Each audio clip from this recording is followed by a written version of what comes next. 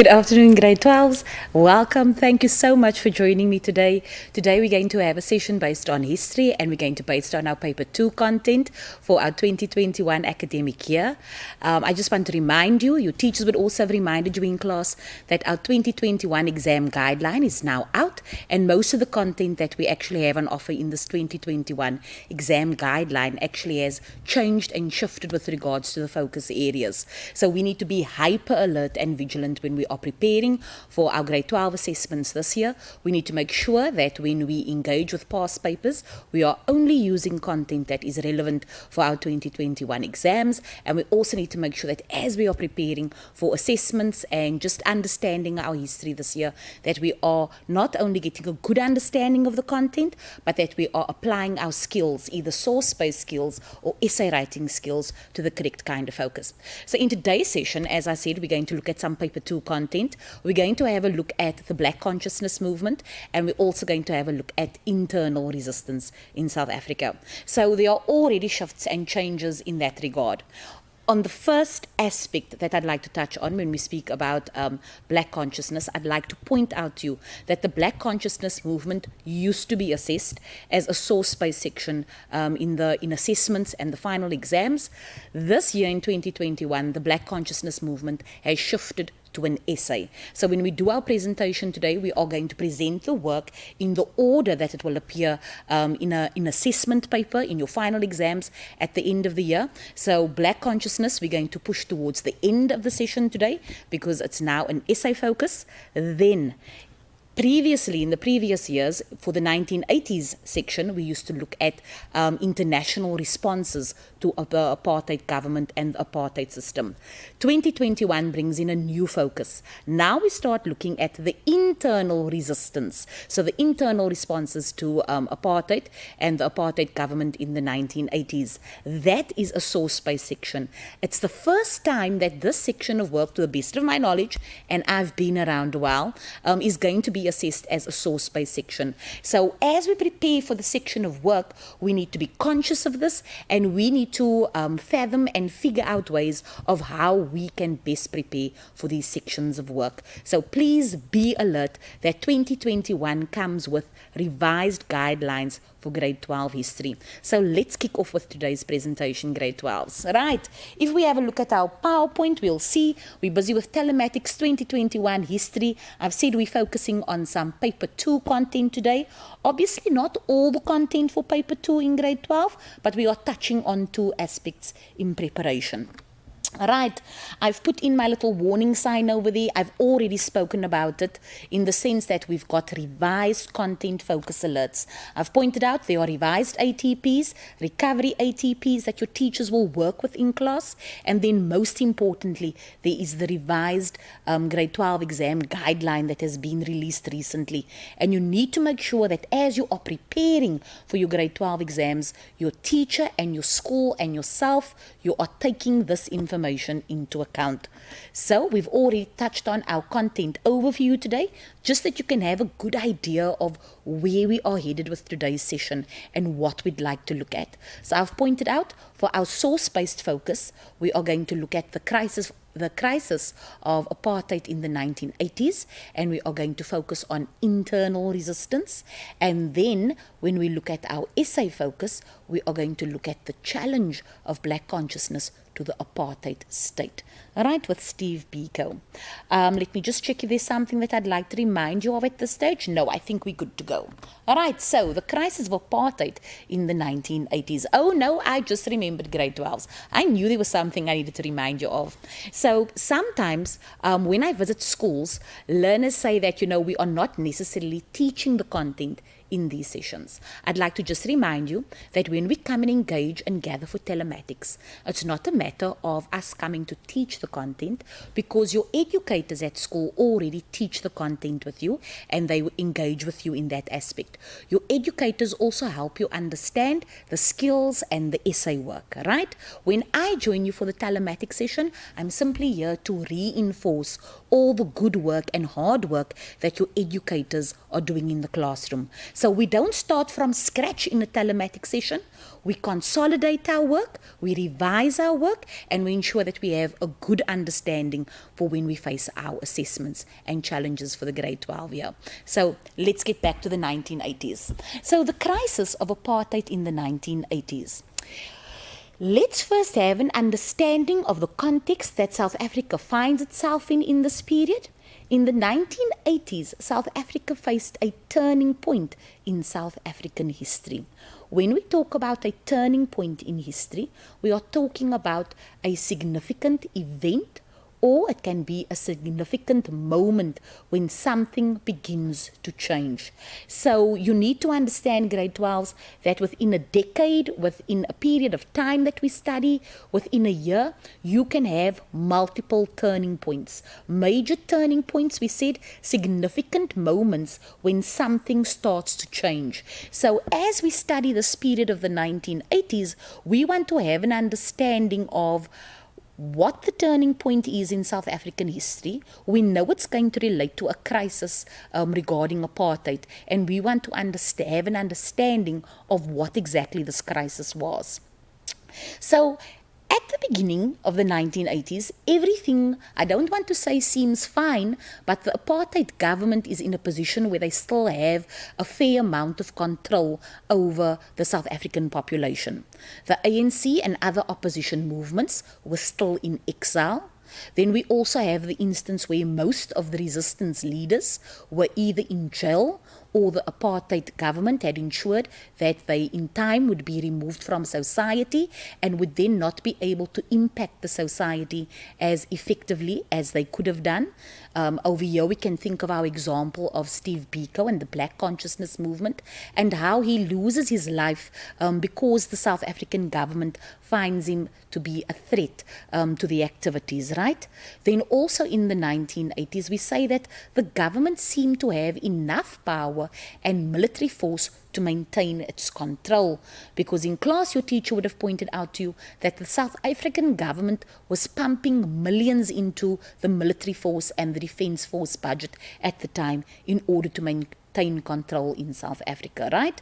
But then by the mid-1980s, grade 12s, things become more apparent. The situation becomes more apparent in the sense that the apartheid government does not have the kind of control over the country and the population that they are presenting. And so we say that the apartheid government is facing, or was facing, a crisis and challenges. So, grade 12s, the South African government knew that by the 1980s, it was very difficult for them to continue and push forward with this mode of apartheid that they'd been doing in the past. So they decided that they would restructure and reform the system and the constitution in South Africa. So if we talk about what is a constitution, it's generally regarded as the set of laws that govern the country. And so we know that the majority of the population during apartheid was demanding rights, political rights and human rights within South Africa. The South African apartheid government at the time thought that they'd be able to solve many of the problems if they offered limited reforms. So a reform is a change that's going to take place, and usually when we introduce reforms, we do so because we are acknowledging that there is something wrong with the system that we are currently operating, and so we implement that reform in order to better the situation. So the apartheid government comes in, or steps in, and they inform the South African population that changes will be made, but it will be limited reforms. The question then becomes, do the South African population accept these reforms, and are they satisfied with the reforms, or is it a case where they are going to still be dissatisfied with the reforms that the government is imposing on the people, and then push forward with their resistance and liberation campaigns as they'd been doing in the past? So if we have a look at our slide now, we're going to focus very briefly on one of the reforms that the South African government brought in at the time, and that is the Tricameral Parliament. Okay, so the Tricameral Parliament is introduced via the Constitution in 1983. It's the legislative parliament in the Republic of South Africa that is operational between 1984 and 1994. It was established, we said, via the South African Constitution of 1983. With this tricameral parliament, it would give a limited voice to the country's coloured and Indian population group. And the South African government was hoping that that would be enough to satisfy the demands of the people in South Africa, right? So we talk about a tricameral parliament. Now we need to make use and have a good understanding of our words. You'll notice, grade 12s, that the greater or better command that you have over English and the words, the more control that you have, the more you'll be able to understand and make sense of your content. So we are talking about tricameral, and our prefix tri refers to three. So we know that there are going to be three aspects in this parliament. Then when we speak about cameral, it refers to a chamber.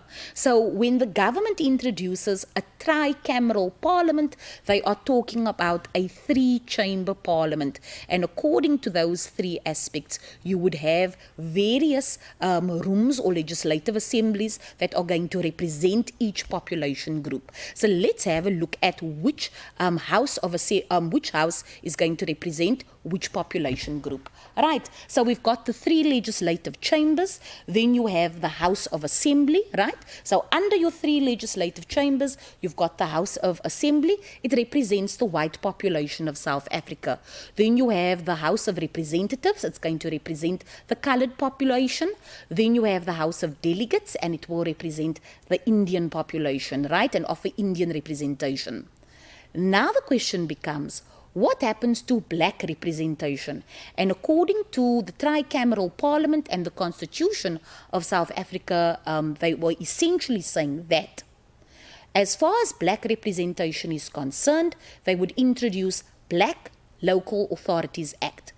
And in that regard, they were saying that black people who were living in the townships would have limited representation within their townships in terms of the governing of the areas that they stayed in. Otherwise, essentially, grade 12s, the South African government was referring back to the homeland policies for the black population. They were saying that independent homelands had been established within South Africa. Here they were making references to countries that they'd established, such as Transkei and Ciskei, and they were saying that essentially the black population of South Africa, the Africans, had political representation in these countries that had been established.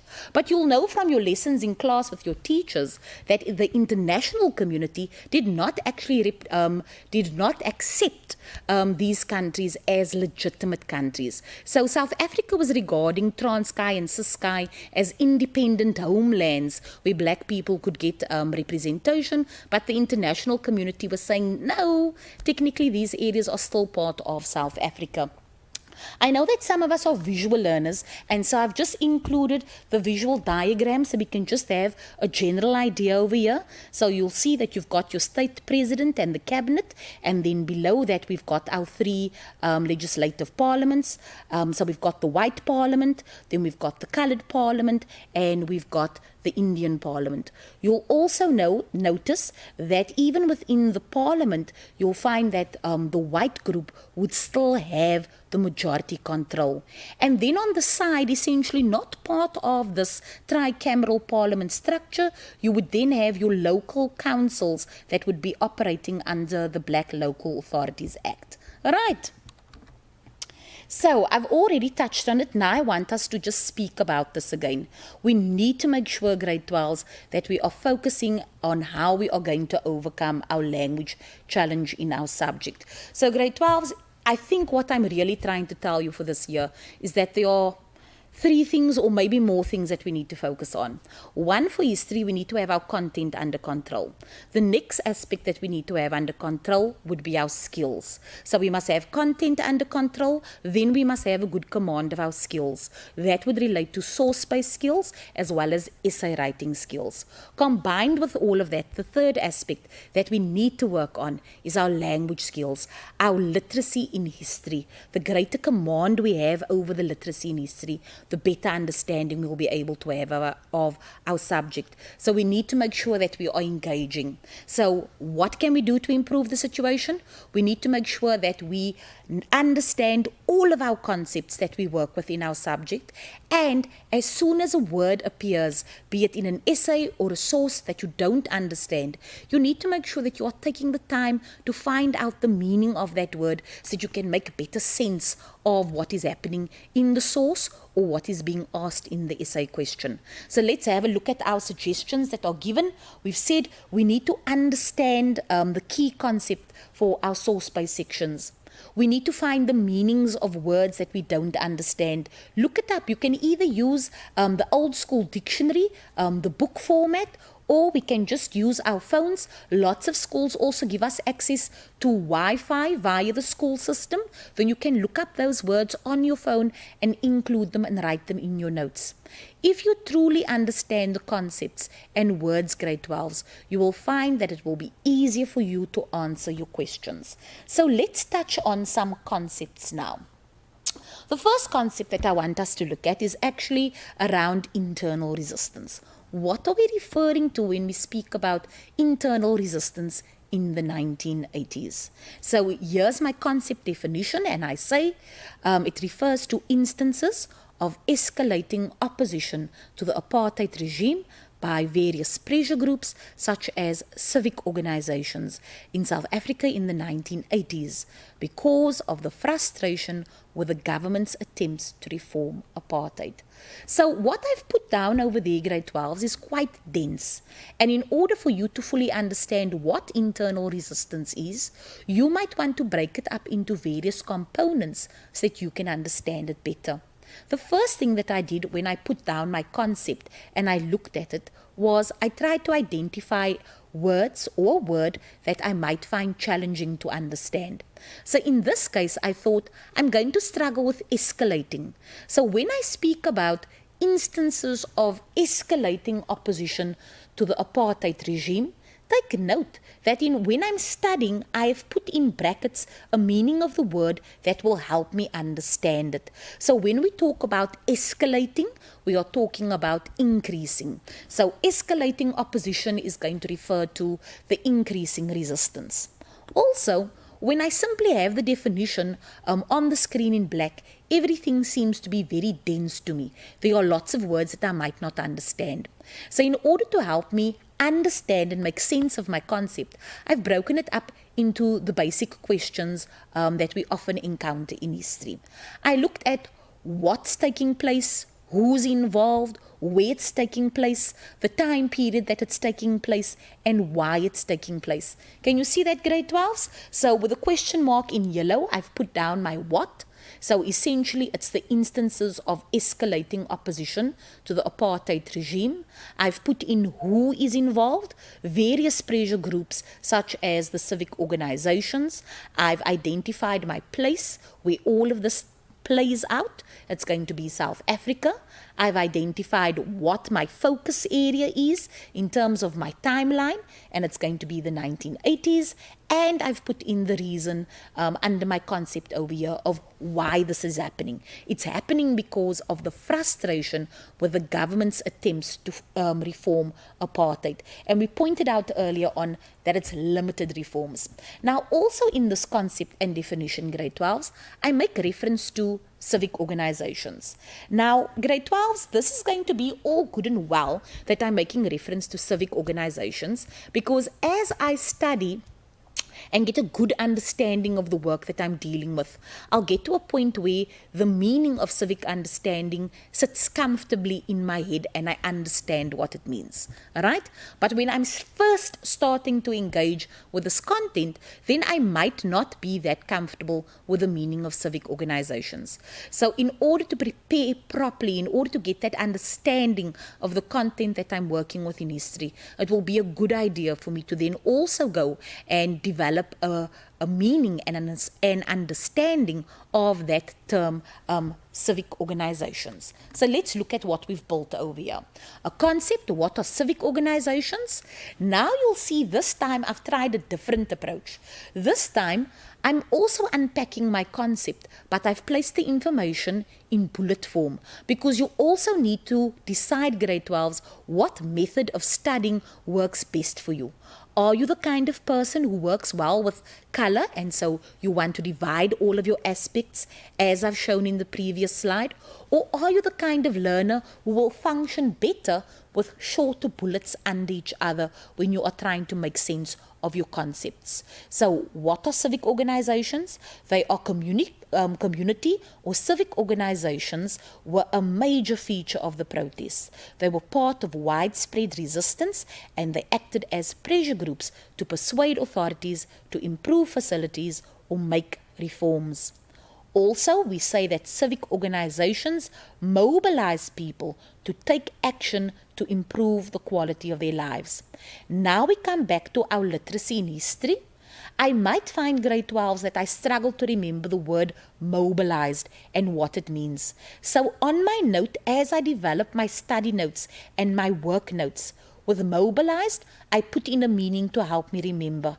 And when we mobilize people, we organize people. So one of the key features and aspects of civic organizations relates to the ability to mobilize and organize the South African people along the resistance campaigns. If we look at the possible key question for the section of work, and as I've said before, the 1980s internal resistance in South Africa does not come up in previous exam papers, right, as a source-based section. So now we need to start thinking around what might an example be of a key question for the source-based section. I think a good example might be, how did civic organizations challenge the apartheid regime in the 1980s? So here we are looking at the activities and the role that civic organizations played. We might also want to ask a question along the lines of, what was the impact of civic organizations in terms of challenging the apartheid regime in the 1980s? All right, we don't know what the focus area will be for this question, grade 12s. So we need to make sure that when we are preparing broad general content that we are able to apply to all the questions. The examples that I would like to touch on today relating to civic organizations that were operational in the 1980s and beyond are the United Democratic Front, COSATU, and COSAS. All right, so let's have a look. So under the United Democratic Front, often abbreviated to the UDF, we say that the UDF was formed in 1983. It was formed in response to the establishment of the Tricameral Parliament. So the South African apartheid government introduces the idea of the Tricameral Parliament and turns it into law, right, legislation, and people respond by forming the United Democratic Front to voice their concern and their opposition to this idea. The UDF, right, was a national organization. Right? It had 400 national, regional, and local organizations that made up the UDF. So we say that the United Democratic Front was an umbrella organization or body that other organizations were allied to and affiliated with. Some examples of the various organizations that belonged to the umbrella movement of the UDF would be trade unions, civics, community organizations, and various student organizations. You also had women's groups belonging to it, religious groups, sports, and other political organizations. We estimate that 3 million members belonged to the United Democratic Front. It was also supported by the ANC in exile, and in fact, the policies of the United Democratic Front were strongly aligned to the ANC at the time. Grade 12s, I think there's 1 or 2 points that I'd like to raise over here. We speak about the membership of the UDF at the time, and we say that at its peak, we estimate that 3 million people belonged to the UDF. I can't emphasize or stress enough how many people that would actually amount to. If you think back to the work that you covered in the previous term with regards to the Black Power movement and the Black Panthers, you'll remember that when we speak about the Black Panther Party, we say that it was estimated, or at its peak, that the Black Panther Party, right, had 5,000 members at its peak. 5,000. Here we are speaking about an umbrella organization in South Africa that's able to mobilize 3 million people. So the 3 million people associated with the UDF is massive. The other aspects that I want you to understand about the UDF's work is that we find that when we study the work of the UDF and the policies of the UDF, they are strongly linked and affiliated to the ANC. They actually adopt aspects of the Freedom Charter into their own constitution in order to make the situation workable. And so historians often say that in the 1980s, because the ANC was still in exile, the UDF operated as the internal wing of the ANC in the country, right? So the ANC is in exile. They cannot operate legally in the country, and some historians argue that the UDF was the legal internal wing of the ANC in the country at the time. These are fascinating and interesting aspects. You don't need to understand all of this information at grade 12 level, but when you have that joy and that passion for history and you are doing your work and you're understanding it, you get to that point where you want to engage and learn more. On the point of engaging and learning more, the section and the period of work that you're doing in South African history right now is so exciting, because we are looking at the period of the 1970s, 80s, and later on we're going to move into the period of the 1990s. This is the time that our grandparents and parents were operational in the country. They are alive, they participated, they have active memories. And so in grade 10, you'll remember you learnt about oral history. And now you have an opportunity to actually engage with members of your community and members of your family and find out information about South African history.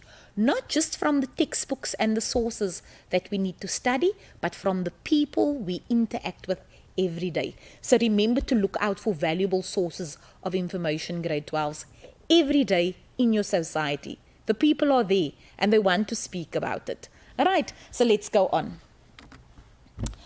Continuing with the UDF now, we look at the aim. We say its aim was to coordinate opposition and protest, to fight the oppression and bring about democracy in South Africa. They were able to unify and coordinate opposition with its non-racial approach, and they played a key role in mobilizing, right, organizing the people and intensifying the struggle on a national scale.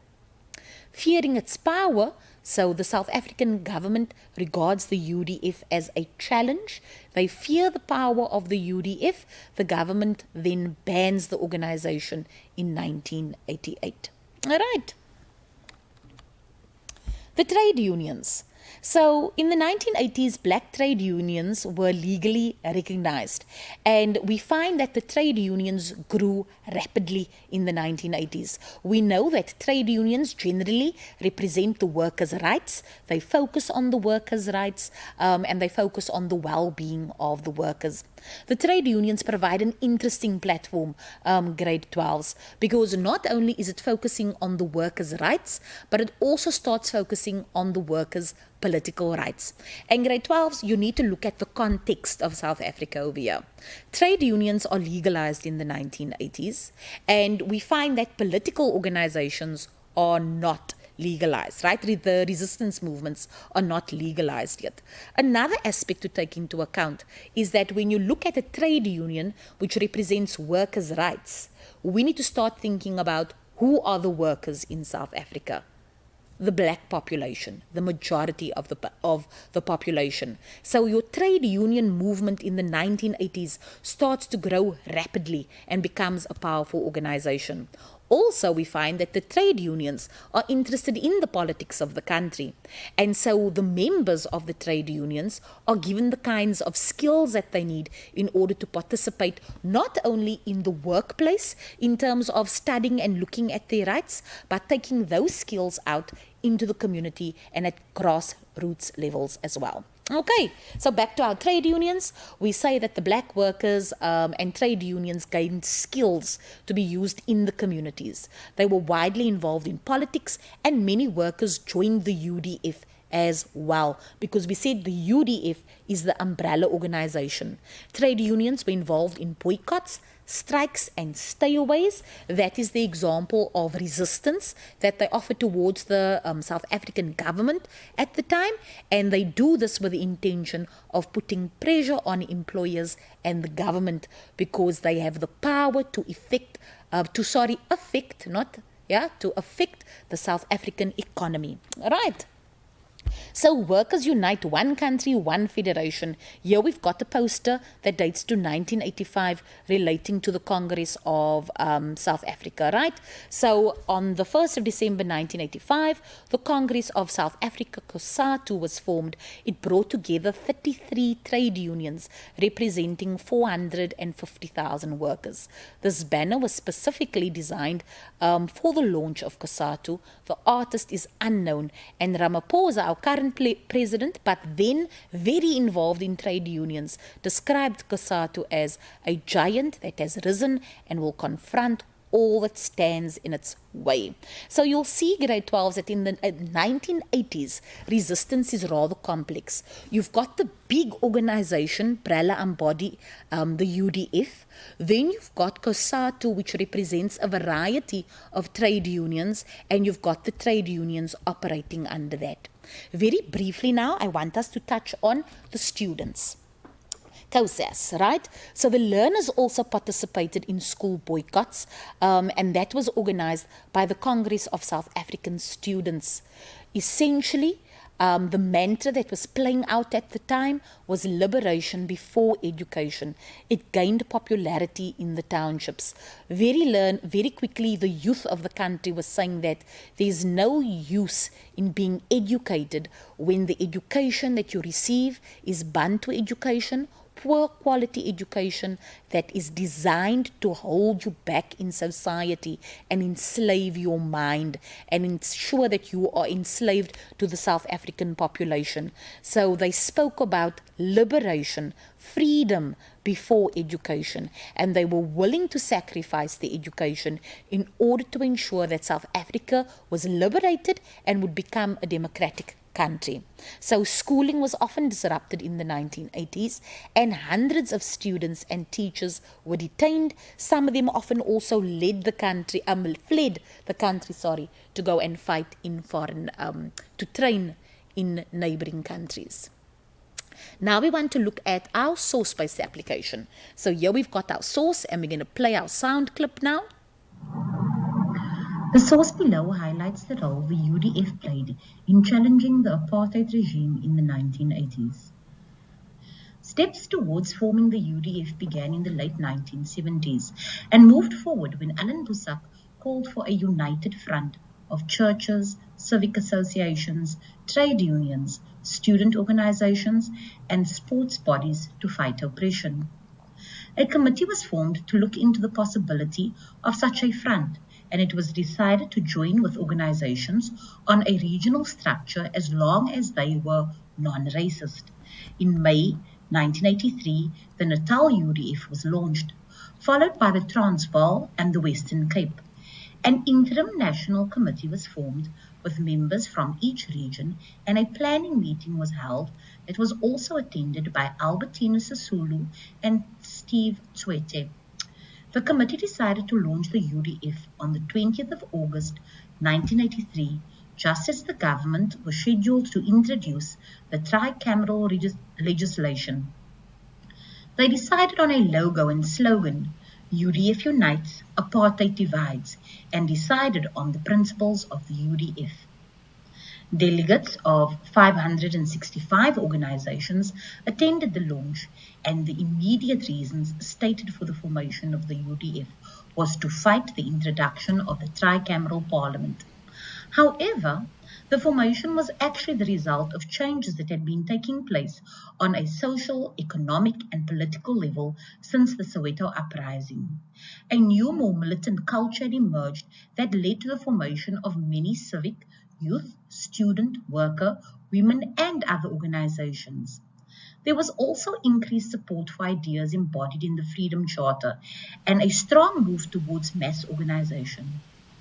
The UDF were quite successful in the initial campaign against the tricameral parliament, and voter turnout at the elections was very low.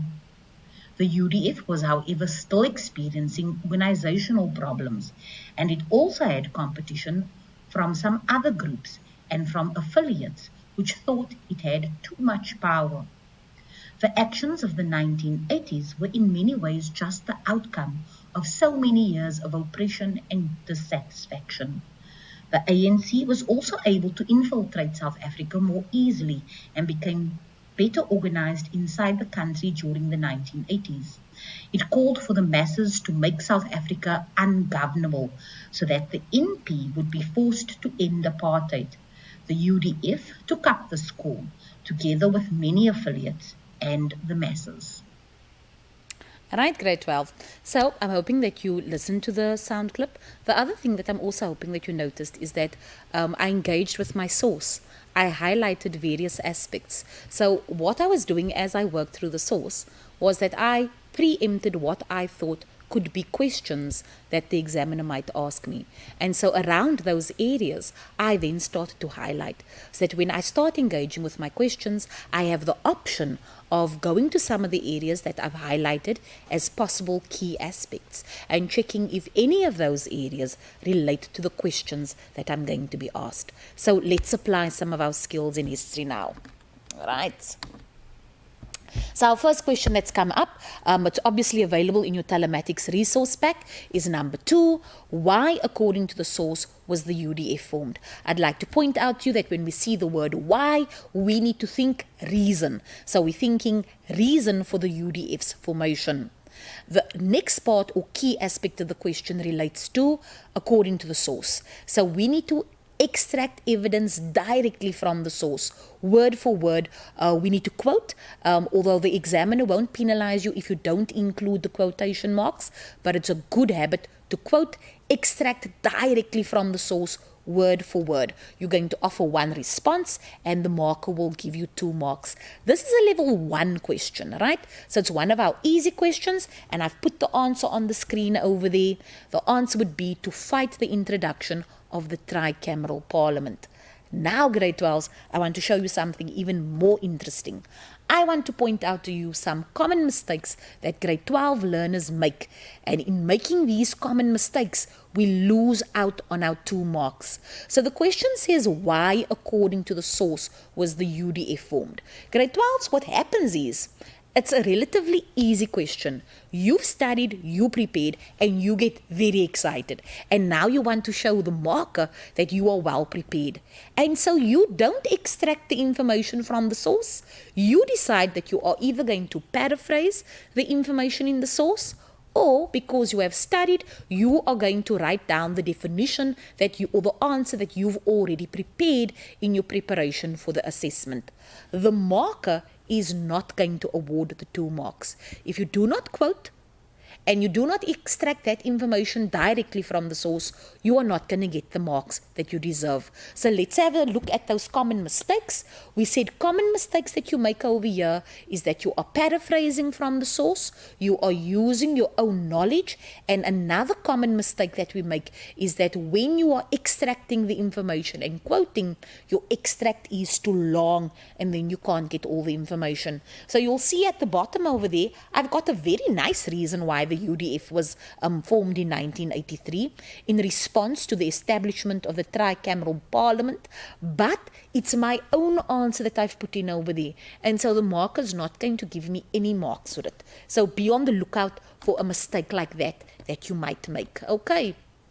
At number 3 now, we need to explain the slogan, UDF unites and apartheid divides, for 4 marks. This question is nice because I can see that I'm going to need to make 2 references, right? I'm going to make 1 comment about the UDF, 1 comment about the apartheid government. I'm also going to be sure that I offer an interpretation of the information. So here you need to look at the source for ideas, but you need to paraphrase and write in your own words. Grade 12s, if you are lucky, then you'll find that there'll be information in the area in the source where that extract actually comes from.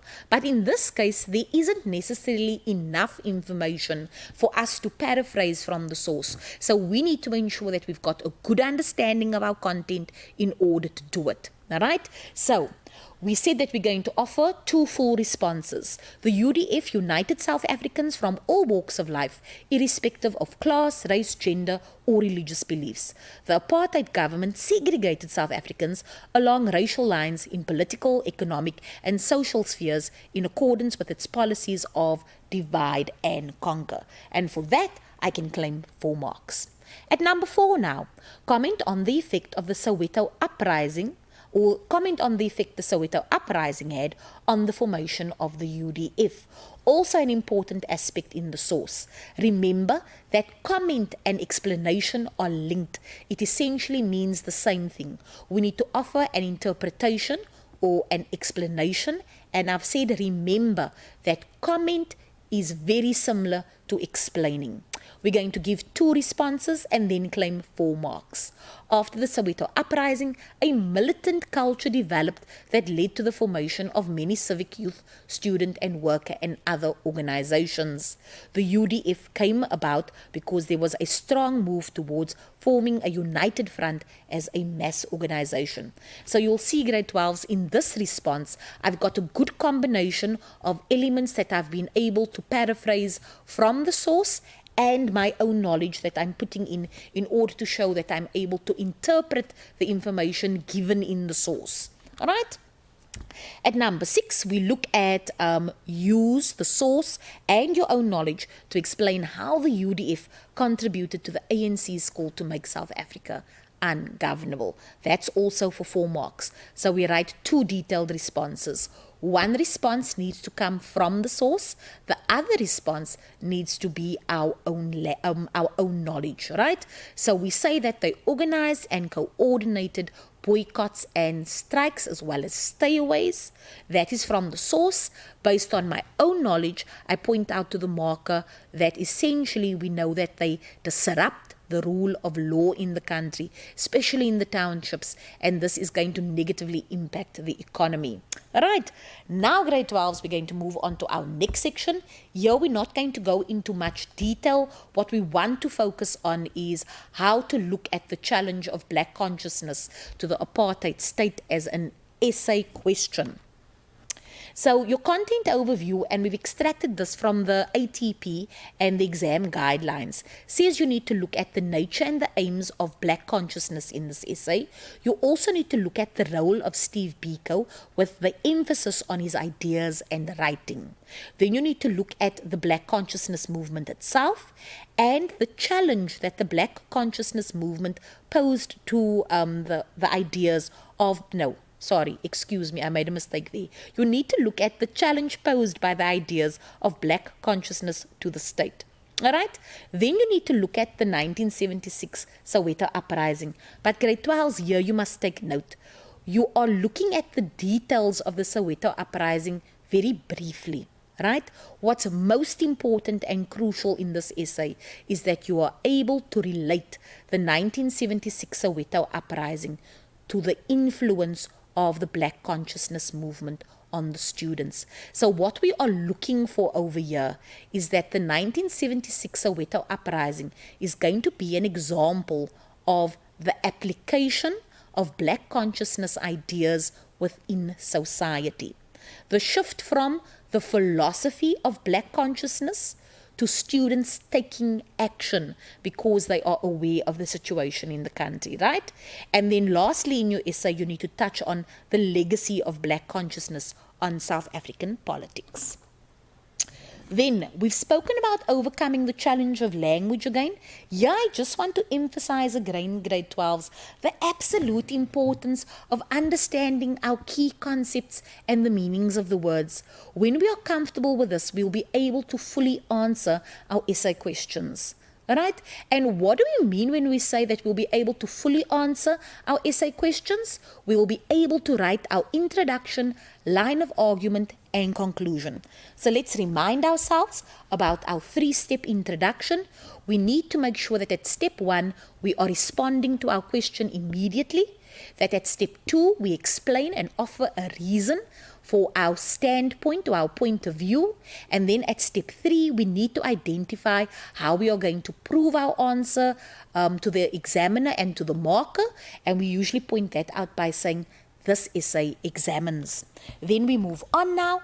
We look at an example of a possible question that we might find under the Black consciousness movement. Here we've got our example, and it says, it was the philosophy of the Black consciousness that restored pride and dignity of Black South Africans and encouraged them to challenge the apartheid regime in the 1970s. Do you agree with the statement? Use relevant historical evidence to support your response.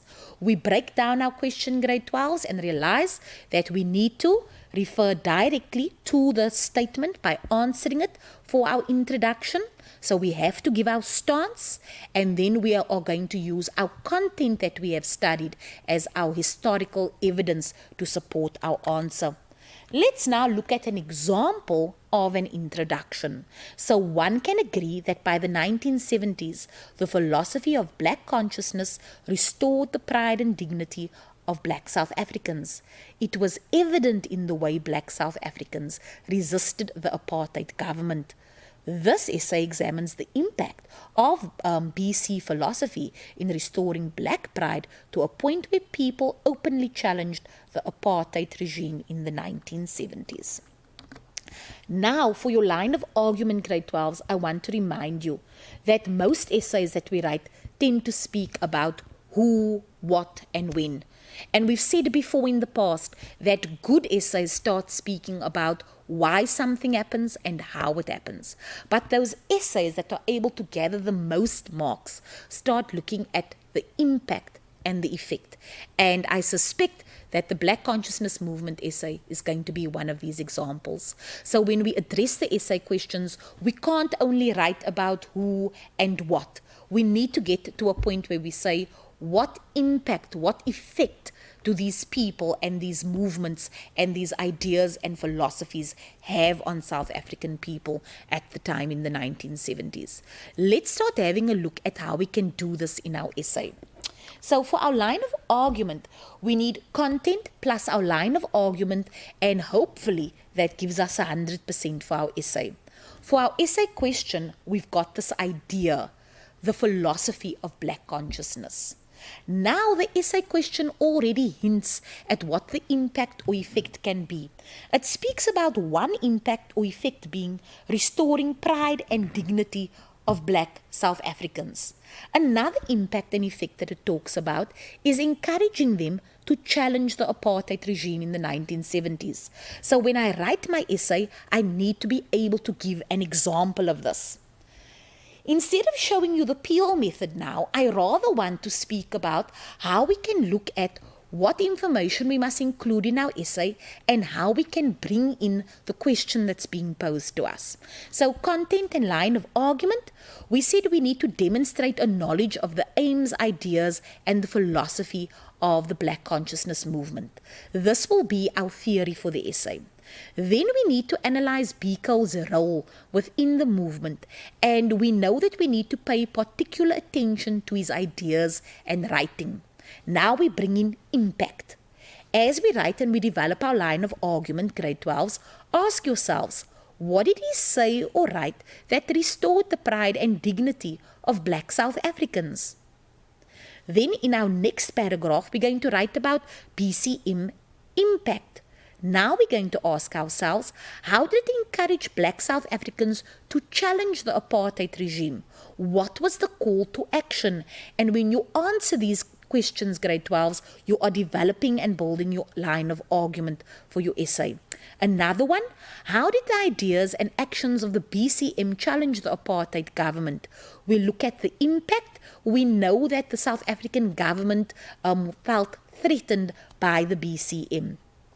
Then we touch on that aspect of the 1976 Soweto uprising. We've said we cover the what briefly.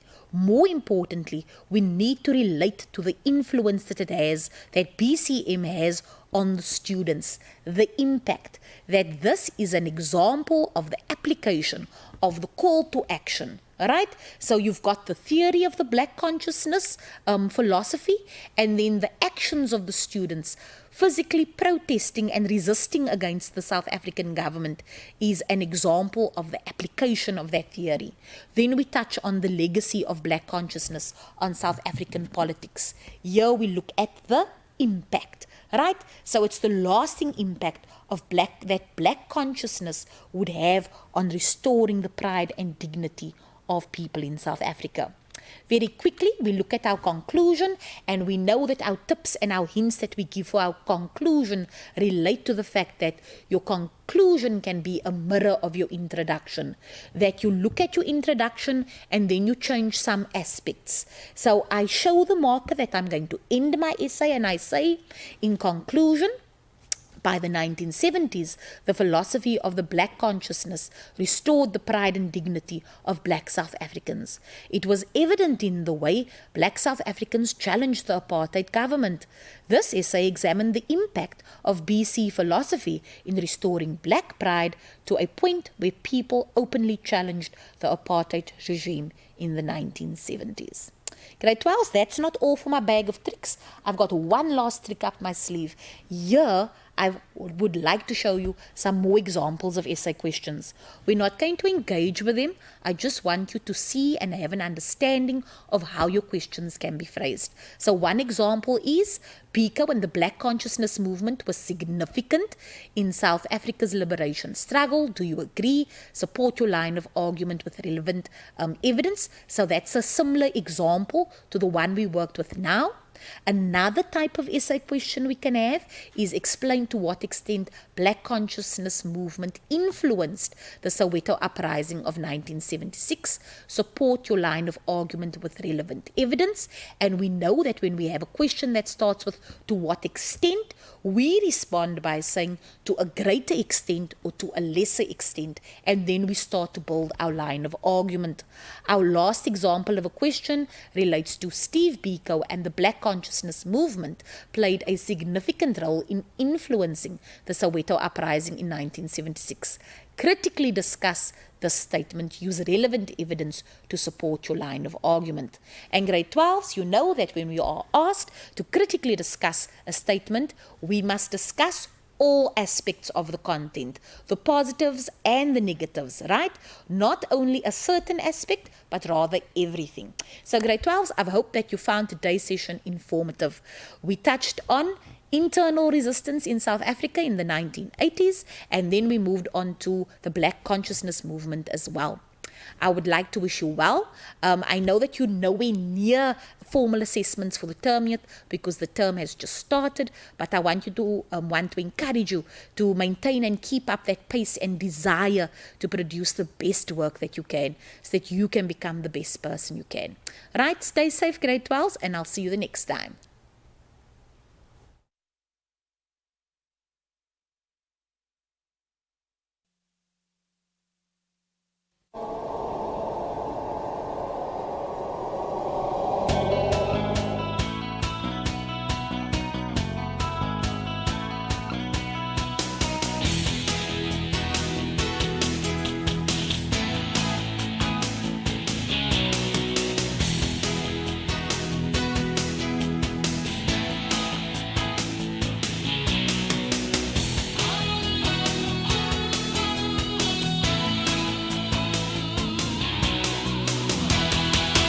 Siyabangena, Wars of Matrix is back and better than ever, with catch-up lessons, revision and learning support on more platforms than ever before. There are great support materials on the DBE Cloud. Find us on television and revise 10 subjects. And if you miss something, relax, Ntwana. Go to our YouTube channel or DSTV catch-up. Need help? Check out Vele, our Telegram-based chat platform where teachers are waiting to help you. Prefer WhatsApp? Send questions or voice notes to our Wars of Matrix WhatsApp line. And that's not all. Want to test yourself? Check out the Matric Live app. Hey Matrix 2021, we've got you covered. Confused where to go? Visit the Wars of Matrix website at warsofmatrix.co.za. Wars of Matrix.